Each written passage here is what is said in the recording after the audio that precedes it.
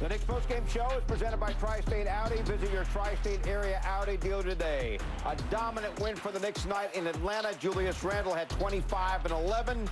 Jalen Brunson doing his thing had 28. Brunson also had 5 assists. This one to Josh Hart, who for the third straight game as the Knicks goes into double figures with 13. And the Knicks hit the All-Star break in style, winning big in Atlanta tonight, 122 to 101. Great to have you with us, everyone, from our Delta MSG studios. Bill Pito along with Alan Hahn. The Knicks did not want to take a break before the break.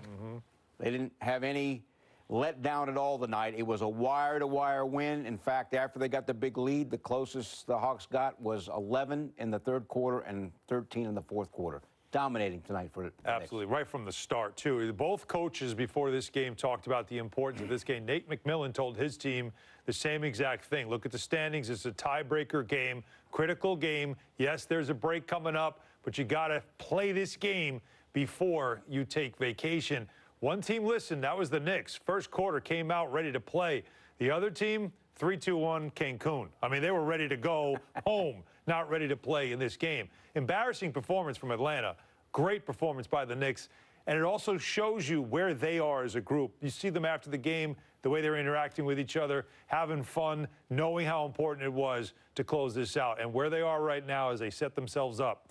We are now downhill, Bill, when we get back from this break. 22 games to go. And they, right now, the New York Knicks, are in a playoff spot. That's because the Nets tonight beat the Heat.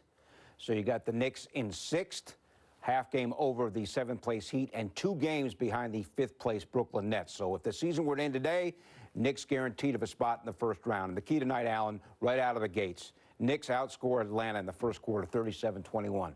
It was quick. I mean, it was quick and it was decisive, and this game felt like it was over early on. And it had a lot to do with the usual suspects, including Julius Randle, who was one of the top scorers in the NBA in the first quarter, shoots the ball very well.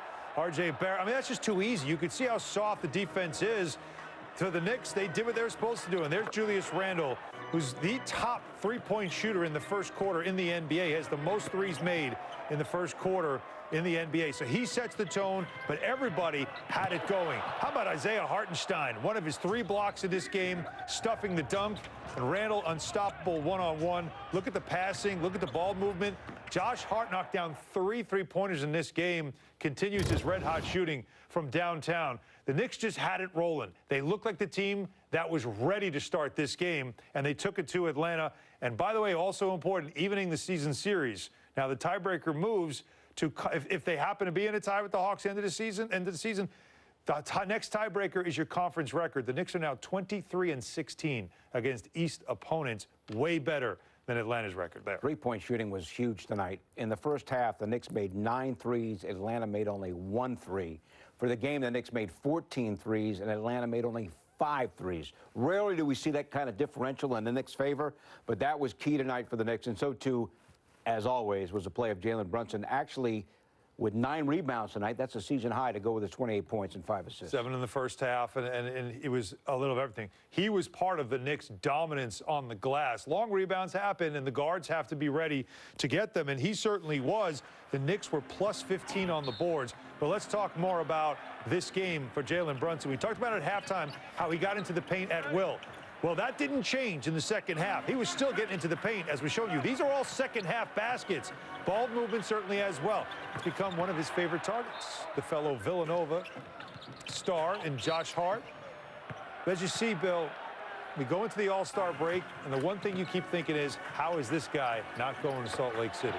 The way he has played over the last half of the season, really for the entire season, has been phenomenal. And he has been such a catalyst for this team in times when they needed buckets. In that third quarter, it got to 11, as you mentioned. The Hawks were trying to get back in this game. And Jalen Brunson and Julius Randle made sure that wasn't going to happen. You made the point there when we showed the highlights from the first quarter. And that's been one of the keys to the Knicks' success, is how Randle starts these games. Yep. And tonight, 12 points came in that first quarter. He finished the game with 25, 12 in the first 12 minutes. Yeah, and it's just been the way he prepares to play. Whatever he's done going into this season, he is ready at opening tip-off, and he takes it to his opponent, and but you look up, and next thing you know, he's got 10 points and knocks down a couple of threes. That's the best part of this, is that his three-point shooting at the start of games is phenomenal. He shoots a high percentage in the first quarters, 1.3 three-pointers made per game, which is the most in the NBA in the first quarter. He's tied with, you know, two guys you might have heard of, Steph Curry and Klay Thompson, and they get off to fast starts as well. But he has now 80 made threes in the first quarter this season, which is the most by anybody in the NBA. But those plays we're showing you right there, that's later on. Look at this effort and power and intensity that he brought to those putbacks, offensive rebounds, that at that point of the game, it was that moment where it could slip, and Atlanta was trying to push back and get it under 10 points.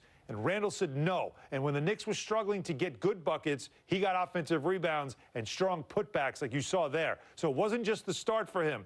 It was also when it mattered most, and he raised his intensity level to make sure the Hawks were not going to make this a game. Late third quarter. That was when Randle and the Knicks really stepped up after Atlanta had gotten to within 11 points. So the Knicks now 6 games above 500. That equals their high water mark for the season. They were once 25-19. Now they're 33-27. Tom Thibodeau's postgame comments coming up.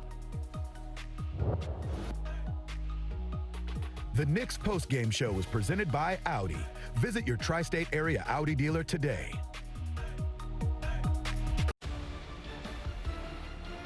Knicks hit the All-Star break. Their next game a week from Friday at Washington. 6:30 pregame, game at 7.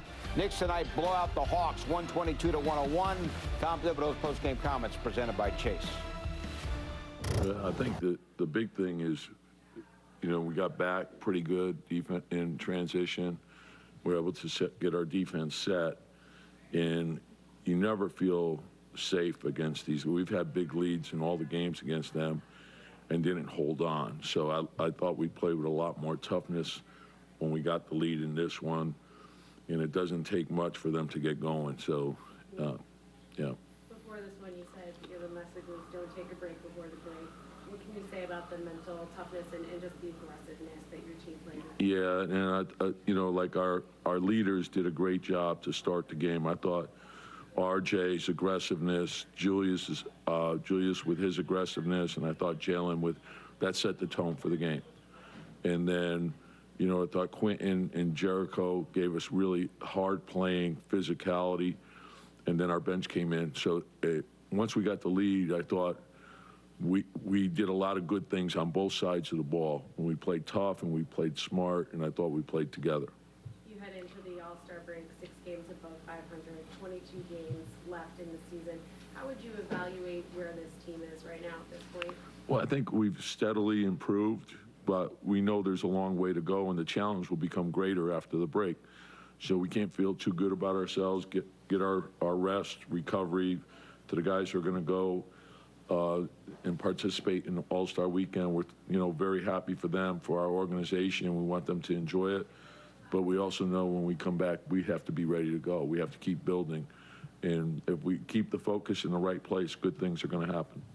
Tom, you guys coming into today were 6th in offensive efficiency. That's much higher than where expectations were for you guys as a team. What would you say is the key, the reason? I think everyone being willing to sacrifice for the team, it starts there, and then play to your strengths and cover up your weaknesses, but also understand the value of shots. I think in Julius, you know, where he is right now, attacking the rim, shooting the three, mixing things up. Jalen does all 3 levels. RJ has been terrific attacking the rim. So everyone understanding, I think we got 43 threes tonight, and that's important. Getting to the line is important. Getting the layups are important. And then defensively, just being tied together, knowing how important it is to keep the ball out of the paint, and then challenging shots, and then finishing your defense. So I'd say that's probably the biggest thing. And we have a really good group of guys. Our young players are terrific workers. They're learning from the veterans, and they're getting better and better as we go along. And when we get back, we get Mitch back, and hopefully that will add another element to the team as well. Over the last 20, 21 games, negative finish. over the last 20, 21 games, whatever it is, Jalen's averaging 30 a game. He has basically every year of his career, even going back to college, he basically gets better every single year. And this is the first time he's taken on a role of this sort in his professional career. Do you consider these 20, 21, 22 games, do you consider it a hot streak, or do you consider it a leap, or do you consider it somewhere between? This is who he is. I mean, I think, we saw it every step of his pro career. He did the same thing in college. He played a role his freshman year, and then by his last year, he's Player of the Year in college basketball. He maybe is one of the most decorated college players in history to win 2 national championships and all the awards that he's won. And then he goes to Dallas. Somehow he's a second-round pick. I don't understand that, but he was. But it didn't derail him at all. It didn't matter what other people thought. He thought he was good, and he knows he's good. So he went in and worked his way into a rotation, then eventually worked his way into being a starter, and then eventually, when he got his opportunity last year, when in the playoffs, we saw what he was capable of. But the people that know him, I don't think anyone is surprised by what he's doing. Tom, the third quarter, the Hawks really tried to put together a bunch of runs, and you had the 4-point play with Jalen, then you had 2 Julius offensive rebounds. How important were those 3 kind of baskets as they looked like they were trying to? Huge. I think, I think the way the game started also, I think the way Julius started the game, it gave us confidence. We knew he had energy, and then Jalen was big play after big play, but RJ too. RJ attacked. You could see RJ's aggressiveness right from the beginning of the game, and once he got a couple of easy baskets, everything started to go for him, and that was great to see. And then the third quarter, when they made their run, we answered every run. We came right back. So it was okay. They closed the gap. Then it was score, stop, score, and the lead went back to where it was. So it was a good response. I think, when you play defense, the last time we were here, our defense wasn't good. And so we were trading baskets with them, and we know that's not our style. Tom, when you kind of look at this stretch without Mitch, the schedule's been really tough. I think it's 9 of 12 games against teams over 500, and you've won more than you've lost. What do you think that is, just how you've played as the schedule's ramped up without your best defensive player said about this team? I just think it's understanding what goes into winning.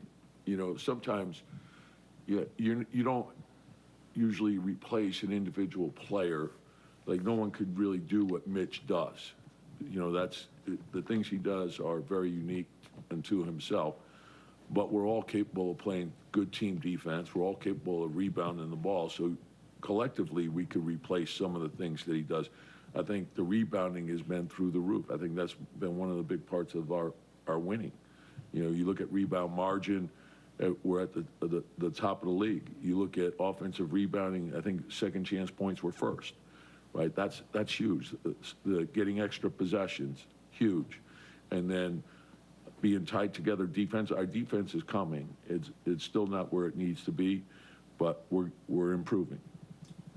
We haven't not seen that much about Julius's rebounding, which seems to be on a different level than it was last year. He had a couple plays tonight in the third where it was just kind of beastly offensive boards. In traffic. And at the start of the season, I'd say the first 15 games or so, it was good, but it wasn't what it is. Like, he's had a stretch now where he's been dominant. He was averaging around maybe 10 for the first 15 games, and then just took off. And when he rebounds the ball, and that's one of the things that, he's getting it out quick. He's running the floor. The defense isn't set. I think we had 30 fast break points tonight. So the easy buckets are huge for us. Tom, is it fair to say you were pleased with? No. Okay. No. I always think we could do better. That was your last question. The players are leaving, so. Yeah. Oh yeah. The play. They told me be quick. Be quick. Coach joked to Allen pregame he's going to be hanging during the All-Star break at Club Terrytown, which is the Knicks practice facility. I mean, maybe the coach can take a couple of days off. I know that's not his style. Doesn't sound like he is, but Sure he will. I mean, you got to take a little bit of a break, but he doesn't like to, because now all he's thinking about is now this is go time. Like, this is now what it's all about. Down the stretch, 22 games to go. You're in a playoff spot. You've got the opponents coming up, and you know what the standings tell you. You know what the scoreboard's going to tell you. You know what every game's going to mean. This was one of those first tests, especially right before a break, to see, is my team about winning? Is my team about what we are trying to accomplish this season? Get a playoff berth, get a good playoff matchup, try to win a playoff series, and keep advancing the cause. And his guys showed up. You saw him give credit to his leaders, the way they started this game. What did we talk about? How the start of this game was the whole story. Both teams knew how important this game was. And the Knick leaders walked into this game, Brunson, Randall, Barrett, and said, we're going to go hard. And they did. The Hawks leaders, when did they show up? Third quarter? After they were already down by 20? You know, so it just shows you where the Knicks mentally as a group, where they are, and that this coach has this team focused on what matters most, which is getting as many wins, stack them all, and get you closer to clinching a playoff spot. They have, by the way, at this point right now, the 60-game mark, the exact record that they had after 60 games 2 years ago when they last made the playoffs. And by the way, 30 fast break points for the Knicks. That's Fast break points for the Knicks, 30. Tremendous Atlanta, number. 11. Tremendous number. Boy, a lot that- of great numbers. The plus 15 on the boards, 22 second chance points, those are all effort stats that we're giving. And that tells you all you need to know about which team showed up ready for business in this game. All right, again, the Knicks are 6th overall in the East because the Nets were victorious over the Heat. We'll show you the details of Mikal Bridges' career night next and much more on the MSG 150 right after this.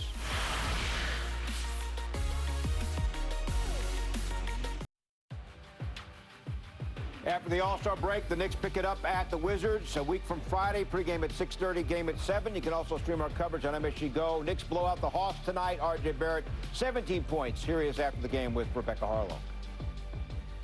RJ, Coach said tonight, heading into this one, you don't take a break before the break. You guys certainly didn't do that. I mean, you led start to finish on the road in a very important game when it comes to the Eastern Conference. What was the key to the defense tonight? Your hair looks good, by the way. Sorry, it's just Jalen's ridiculous. No, just like you said, kind of just being here, you know, and getting this win before the break was really important to us. You know, we were able to come out hot to begin the game, and then that just kind of was able to sustain us throughout the course of the game. They made a run, and then, you know, guys like Hart made some tough plays. You know, Julius made some tough plays. Jalen got some tough buckets. So, you know, they really keep us pushing the lead. So, yeah. Miami loses tonight, so the Knicks move into 6th place in the Eastern Conference. You guys have 22 games left. What is, you know, where would you describe where this team is right now? I think we're figuring it out. You know, again, Josh Hart was huge for us, and we're just trying to, you know, strive day by day, waiting for Mitch to come back. But, you know, next man mentality until he gets back. With how hard you play and how much you give to this game every single night, how important is it for you to be able to give your body a rest over the next week, and what does that look like for you? You know, just both mentally and physically. You know, it's needed sometimes. So this will be a good one to just refocus, reset, and come back stronger. Thank you. Thank you. All right, back now from the corner 3, presented by Michelob Ultra. Reminder to enjoy every bucket. Alan, we got to talk about the Knicks bench. You had Hart with 13, Quickly with 14, Obi with 11, and Hartenstein had 11 rebounds. 44 points off the bench. You know, the trade that the Knicks made, as you heard R.J. Barrett mention, getting Josh Hart was so key. That wasn't a headline trade. That wasn't a trade that everybody was like, wow, what a big deal. But anybody that understood what Josh Hart brought to this game understood that he was going to fit right in, and he has. But what it's also done is it's given the Knicks a little more depth, more experience off the bench as well. And now you've got all different lineups, interchangeable parts. So this now for Tom Thibodeau really sets up his 9-man rotation with another key piece to it. And you can just see how it's not like they're trying to fit him in. He's already fit in, and it's paying dividends already. And with the expectation that Mitchell Robinson should be good to go at some point soon after the All-Star break, and without him, the Knicks have gone a very, very respectable 8-6. Right, and the centers have done a great job. I mean, Jericho Sims had 6 rebounds in this game, and you got to mention again Isaiah Hartenstein with the 11 boards, 4 offensive rebounds, 3 blocks as well. He has been real tough when they needed him most. All right, so the Knicks looking good. Jalen Brunson, excellent again. Knicks beat the Hawks 122-101. The Knicks never trailed tonight.